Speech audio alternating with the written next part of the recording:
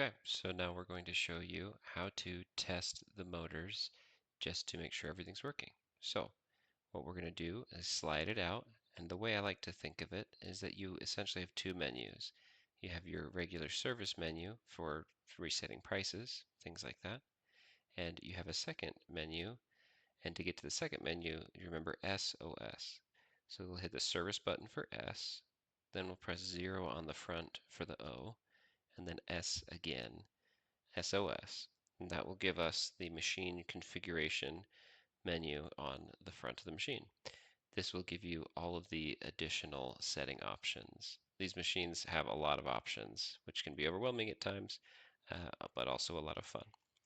We're going to press 2 to cycle through the menu, which will go up through a few different options, and we're going to go until we see component tests.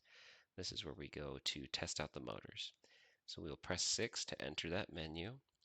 We'll see motor, so we'll press 6 again. We have full motor test here. If we press 3 here, it will start off here, and it'll go through each of the motors one at a time across the entire machine to test everything all out. It's a good way to test to make sure everything's working.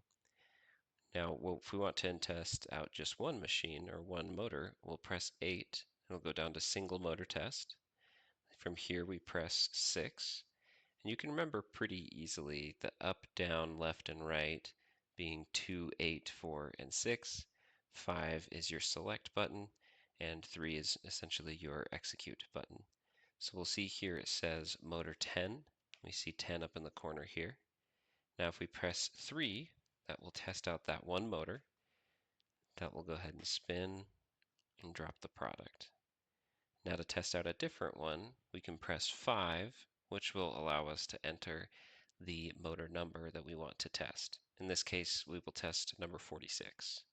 So press 4, 6. Now we press 3 to test the motor.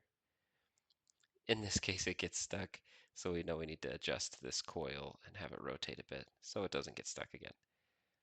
So that's how you test out the motors. When you're done, you press R until we see the checksum at the top. From there, you can close your machine and you're good to go.